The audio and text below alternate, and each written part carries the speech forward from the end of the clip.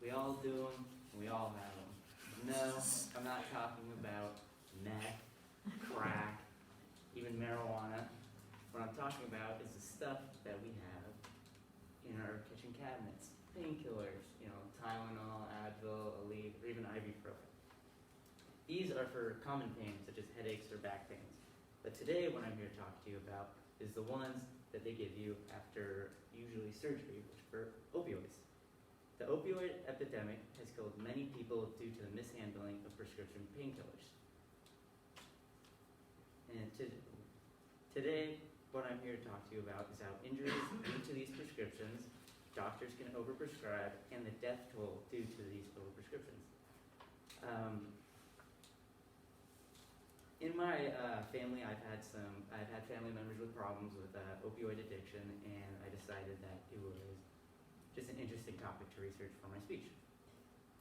So, firstly, injuries are what lead to getting these prescriptions, whether it be getting your wisdom teeth removed or a broken bone or any injury. A doctor will usually give you a painkiller. That could be oxycodone, oxycontin, hydrocodone, morphine, or even fentanyl. These drugs are highly addictive. So, as stated in the Harvard Mental Health Letter, opioids target the same brain receptors as heroin, causing euphoria. So, this feeling of euphoria is something people most likely want to feel again, of course. So they start to get, their body starts to develop a dependency for these drugs that they're taking for this pain. According to the article, Playing with Painkillers, well, any patient who takes painkillers over a long period of time will develop a physical dependence. With this dependence, doctors will see it, and they usually know about it, and what they'll do is they'll decrease the amount of meds they're giving the person, or they'll give them a whole new different medication.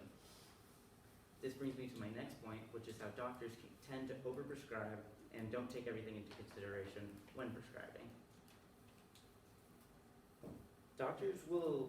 Most of the time, doctors get an estimate on their patients so they know what and how to prescribe. Whether it be if their patient has depression, anxiety, or just a kind of a rough life, I guess, basically, will give the doctor an idea of whether to prescribe these highly addictive drugs.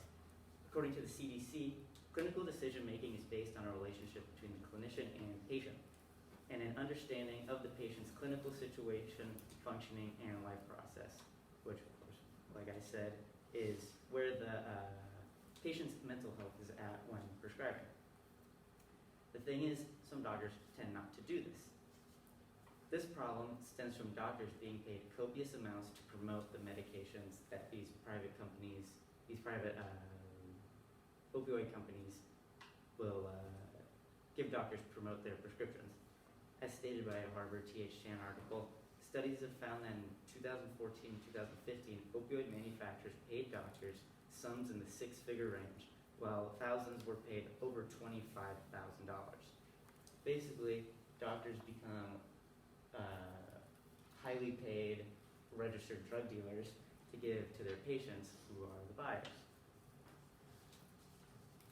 This cycle of mishandling opioids has led to hundreds and thousands of deaths.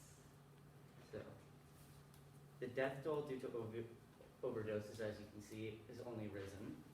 And as stated in the American Journal of Health, opioid deaths continue to increase in the U.S., reaching over 49,860 deaths in the U.S. in 2019, which was the highest at the time.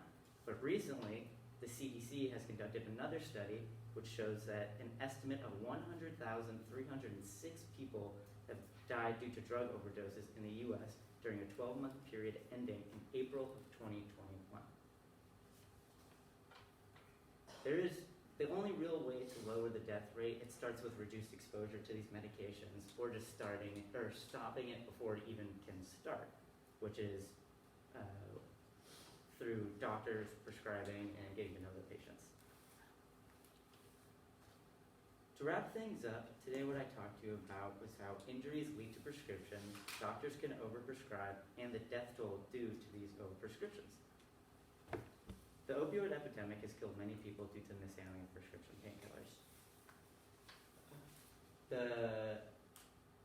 This vicious cycle of people getting addicted to these painkillers after going to doctors just to, for an injury, which is something they need, has ruined many families and many people's lives. And I hope, and that's basically what I just want to leave you with today. Thank you.